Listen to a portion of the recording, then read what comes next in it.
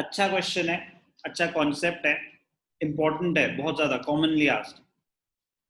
Growth and changing structure of employment, दो parts में study करेंगे। पहले we are talking about growth and then we will talk about the changing structure. Growth of employment and gross domestic product, very very interesting. 50 years of planned development have always aimed at expansion of the economy through increase in national product and employment. Main aim yahi raha hai, expansion of economy through increase in national product, not just national product, both national product and employment. GDP भी बढ़े, jobs भी बढ़े. During 1950 to 2010, GDP of India grew positively and was higher than the employment growth. GDP grew at a higher rate than the growth rate of employment. There was always fluctuation in the growth of GDP, but employment grew at a rate of not more than 2%. GDP में fluctuation था, कभी 8%, कभी 6%, कभी 5%, कभी 7%, कभी 4% fluctuation था, but employment rate कभी 2% को क्रॉस ही नहीं कर पाया।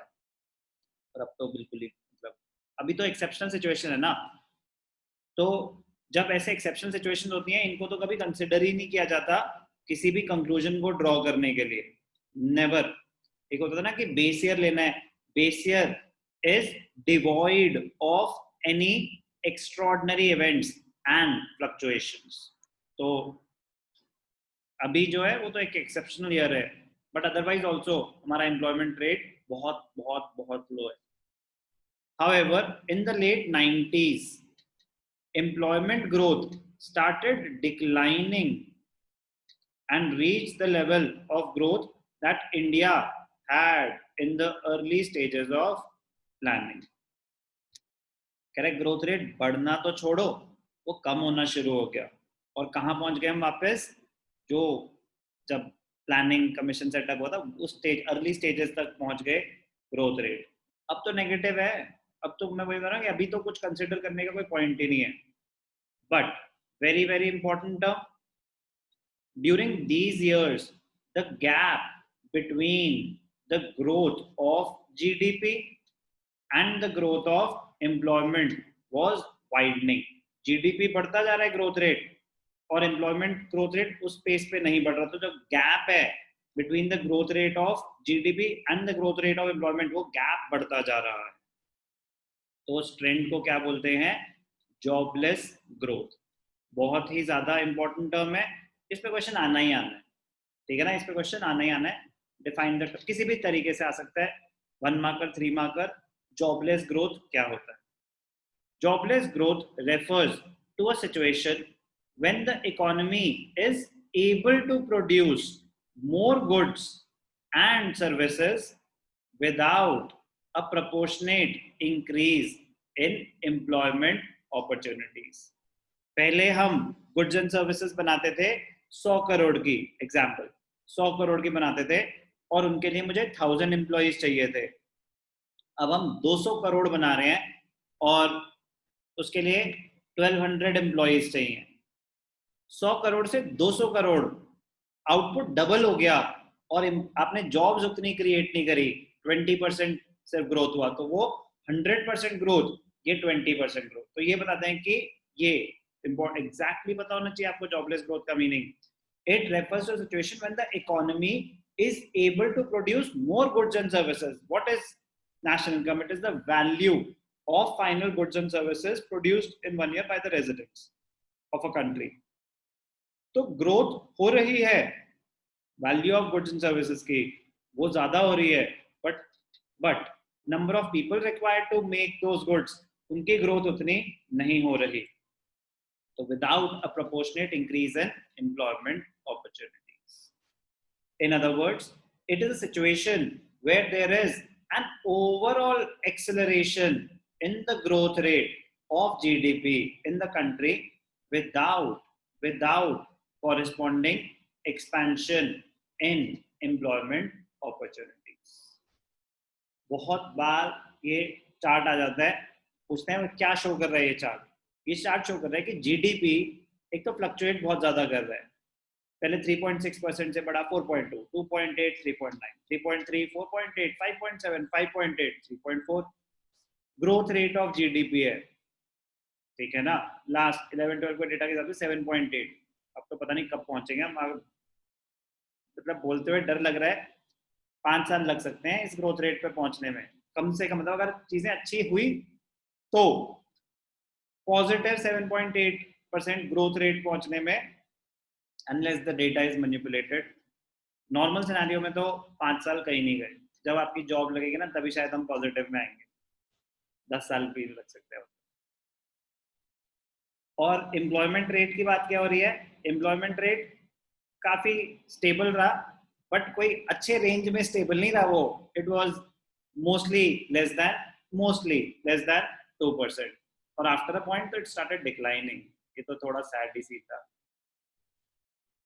तो पॉइंट, ये जो गैप है between the growth rate of GDP and the growth rate of employment, इसको बोलते हैं jobless growth. Jobless growth.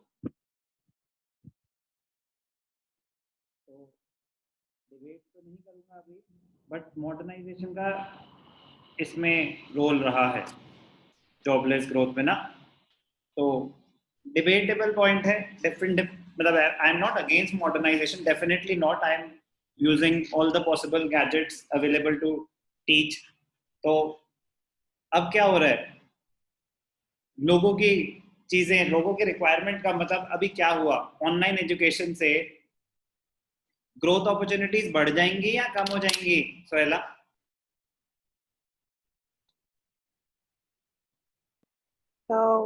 Growth in what sense? Like employment opportunities, number of people who are employed. When we are talking about employment opportunities, we talk about the number of people. numbers में बात हो रही है. कम हो जाएंगे. Why? Because modernization हो रही है इस टाइम पे, टेक्नोलॉजी का यूज ज्यादा हो रहा है, तो we are favoring technology over human resources. नहीं, ह्यूमन रिसोर्सेज तो इन्वॉल्व हो ही रहे हैं इसमें भी, but so many other activities they just get sidelined in a flash. आप स्कूल जाते हो, स्कूल की बिल्डिंग होती है, स्कूल का मेंटेनेंस स्टाफ होता है. Yes sir. कम से कम 50 एम्प्लॉइज होंगे, कम से कम. हाँ जी सर. बसेस होते हैं, ड्राइवर्स होते हैं, क्लीनर्स होते हैं. अब अगर ऑनलाइन एजुकेशन हो जाए तो कितने सारे लोग जॉबलेस हो गए. Yes sir. अब ये तो बड़ा छोटा एग्जांपल है. बड़ी बड़ी कंपनीज, गुड़गांव का चलो एक एग्जांपल ले लेते हैं. चलो गूगल का ऑफिस है, लेट अस अज्यूम. वहां पे 1000 एम्प्लॉइज हैं. अगर उनको वर्क फ्रॉम होम मिल गया, इसका मतलब समझते हो कि आपको 1 साल तक ऑफिस नहीं आना. इसका नुकसान समझते हो? होगा कि नहीं होगा? Yes sir. क्या क्या नुकसान होगा? जिसकी बिल्डिंग थी रेंट पे, वो रेंट गॉन. अब मुझे इतने बड़े 1000 एम्प्लॉइज के लिए जो इंफ्रास्ट्रक्चर चाहिए, अब क्या उसकी रिक्वायरमेंट है? No sir. नहीं. मैं रोटेशन बेसिस पे भी बुला लूं तो मैं बोलूंगा कि आपको हफ्ते में 1 दिन आना है, तो 250 एम्प्लॉइज. मेरे 4 क्लासरूम्स हैं, मैं खुद ही एक एक रूम में बैठ के अलग अलग अपने आप को ऐसे लगता हो कि चलो हर क्लासरूम यूज करूं. मुझे अब क्लासरूम की जरूरत भी है अगर ऑनलाइन कोचिंग हो रही है. No sir. तो अगर आप बाहर ही नहीं निकल रहे तो आपकी कंजम्पशन बढ़ गई या कम हो गई? कम हो गई. बहुत कम हो गए. ऐसे बहुत सारे जॉब्स अफेक्ट हो जाते हैं मॉडर्नाइजेशन की वजह से. अब ऑनलाइन हम ऑर्डर कर सकते हैं, तो इसमें कंज्यूमर का तो फायदा है, बट जो शॉपकीपर्स है उनका फायदा है, नुकसान है? नुकसान है। काफी, क्योंकि जो भी हम शॉपिंग कर रहे हैं हम लोकल वेंडर से मेजरली, तो हम क्या Amazon, फ्लिपकार्ट, बड़े प्लेयर्स, मतलब उसी में ही शॉप करेंगे क्योंकि हमें ऑफर्स मिल रहे हैं। मैं भी वही करूंगा, जहाँ पे मुझे चीप मिलेगा वही करूंगा ना, ये थोड़ा ना कि नहीं नहीं बेचारे की दुकान बंद हो जाएगी। यस और नो? Yes sir. तो ये एंगल भी हमें अंडरस्टैंड करना आना चाहिए कि modernisation can act as an evil also. तो एडवांटेजेस भी हैं, डिसएडवांटेजेस भी हैं। It comes out to your point of discussion, वो मतलब whether you are for it और अगेंस्ट इट, कितनी कन्विंसिंगली आप उसको एक्सप्लेन कर पाए। गलत नहीं है, गलत सही की बात ही नहीं है, it is your point of view. आया था ना एक बार ऐसे क्वेश्चन की मॉडर्नाइजेशन की, वेदर इट इज गुड और bad for the economy. Starting of Indian economy. हाँ, तो मैं ये कह रहा हूँ कि दिमाग हमेशा खुला रहना चाहिए कि कब किस चीज से रिलेट कर सके। अभी जैसे अभी आप अपने सामने अब ये चीज देख रहे हो, तो जॉबलेस ग्रोथ से हम रिलेट कर सकते हैं कि क्या है जॉबलेस ग्रोथ का रीजन। Yes sir. कि अगर टेक्नोलॉजी एडवांस्ड होगी तो मैं ज्यादा आउटपुट कम लोगों से करवा पाऊंगा कि नहीं करवा पाऊंगा। मशीन्स अगर मेरी एडवांस्ड हैं तो मेरा आउटपुट तो ऑटोमेटिकली बढ़ेगा ही बढ़ेगा, कम लोगों के साथ भी। Yes sir.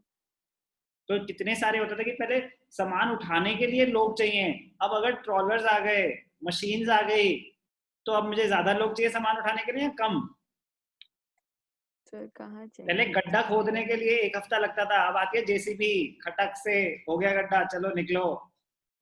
तो बहुत फर्क आया, but I am not saying that it is not good, it is good, but somehow all the aspects of growth should be taken into consideration. हम नहीं लेंगे, गवर्नमेंट को लेने हैं। हम अपने इंडिविजुअल लेवल पे सोचेंगे ना, बट गवर्नमेंट जिसके पास सबके टैक्सेस जा रहे हैं, they have to take the necessary steps to create more job opportunities, employment opportunities. We cannot stop ourselves from modernizing, or we cannot stop anyone from using the latest technology because it will create less employment. No, कह रहा भैया मैं तो एक producer हूं ना, I am aiming for top quality or profit maximization. I don't care if I can do it with lesser number of people, I would be happier. Why would I employ more people? But वो job किसकी है? Government की job है to create more employment opportunities. तो ये जो data ज्यादा use कौन करेगा? गवर्नमेंट यूज करती है, क्योंकि गवर्नमेंट को स्पेंडिंग करनी है। बट एडवांटेजेस डिसएडवांटेजेस क्या हो रही है किस चीज की, वो तो हमें भी एज अ यूजर समझ आनी चाहिए। यस और no? Yes sir. Jobless growth is a very very important point. और इंडियन इको में अपने आप को रिस्ट्रिक्ट मत करना कि जब मैं ये चैप्टर पढ़ रहा हूँ तो बस इसके पॉइंट ऑफ व्यू से सोचूंगा, नहीं। इंडियन इकोनॉमिक डेवलपमेंट एक एस्पेक्ट है इकोनॉमिक्स का, उसको ब्रेक किया हुआ है। तो आप ये सोचो कि अच्छा आज मैं ये कॉन्सेप्ट पढ़ रहा हूँ, आज ये कॉन्सेप्ट, लेकिन इवेंचुअली सब इंटर रिलेटेड है। We are talking about Indian economic development and the eve of independence, on the eve of independence. उसके बाद क्या प्लानिंग कमीशन ने करा, क्या स्टेप्स लिए गए, और whether we are moving in the right direction और नॉट। तभी तो कंपेयर करते थे ना, जितने चैप्टर हुए उतनी बार 1950 से लेके आज तक का डेटा हमारे सामने आया कि नहीं आया? Yes sir. तो ये एक कॉमन एस्पेक्ट है ना कि हम यही स्टडी कर रहे हैं कि 1950 से लेके आज तक क्या प्रोग्रेस हुआ है डिफरेंट डिफरेंट एरियाज में।